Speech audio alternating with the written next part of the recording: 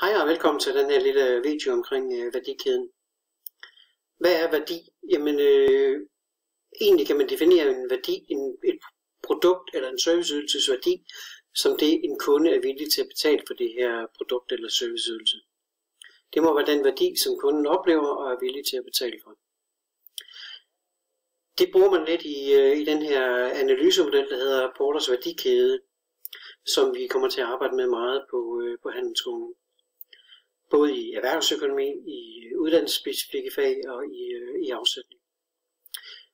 Kort fortalt, så er værdikæden en analyse og en fastlæggelse af værdien for kunden. Hvis vi kigger på hele processen fra vi får råvarer ind til vi sælger produktet, hvor er det så værdien for produktet, eller værdien for kunden ligger henne? Og ikke mindst, hvor har vi så vores omkostninger henne? Vi har altså hermed en værdi for kunden, det vil sige indtægtsforholdene, og vi har en omkostning for virksomheden, altså omkostningsforholdene.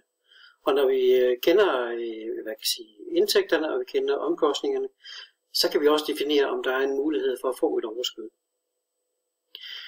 Sådan ser Michael Porters værdikæde i virkeligheden ud.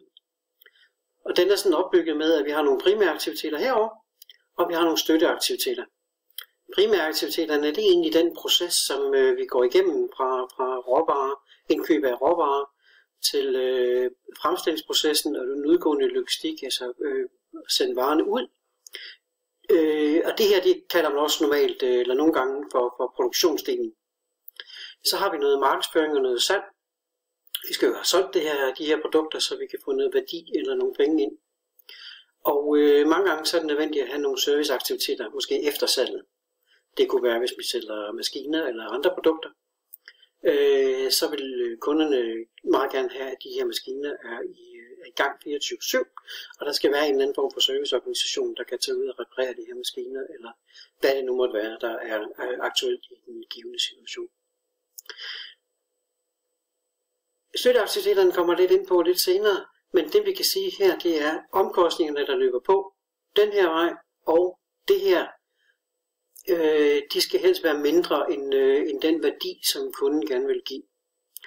Så hvis vi siger, at værdien for kunden er her, så er der en eller anden form for marken, en eller anden form for overskud, i og med, at vi har givet så meget, vi har måske givet 900.000 for at fremstille det her produkt, og kunden vil gerne give 1,2 millioner.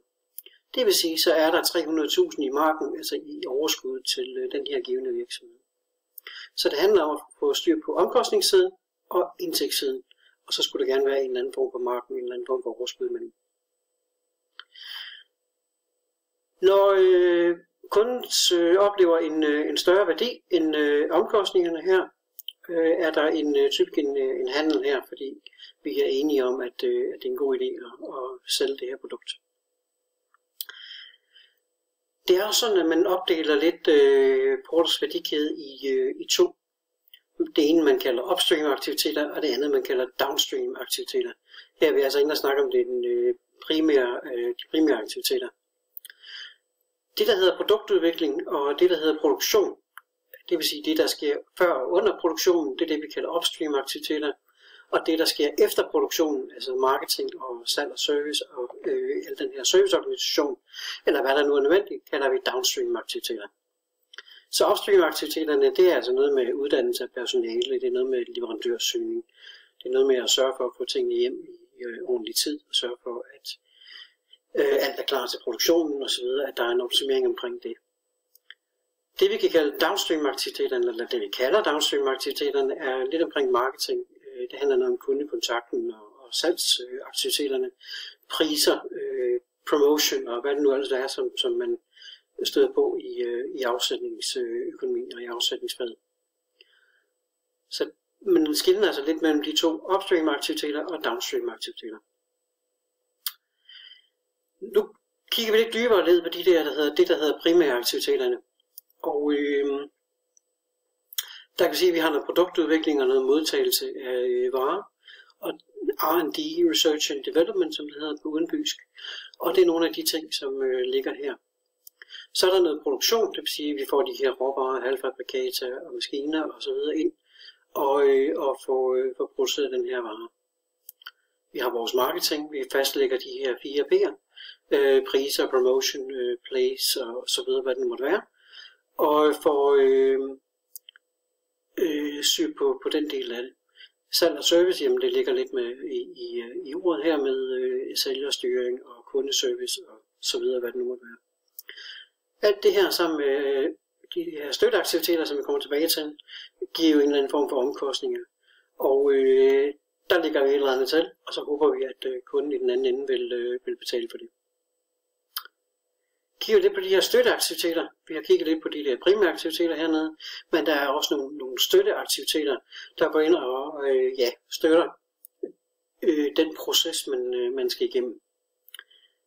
Den første, som Michael Porter peger på, det er lidt omkring infrastrukturen. Det vil sige, er organisationen gearet til at producere og styre på den her måde, som vi har valgt at gøre? Hvordan er samarbejdet internt? Hvordan er strategien? Det vi gør, er det i overensstemmelse med den strategi, der er fastlagt? Og hvad med ledelsen? Er det en støttende ledelse, eller er det en tilbageholdende ledelse, eller og de beslutninger, de træffer, går de ind og støtter den her proces, som vi er i gang med?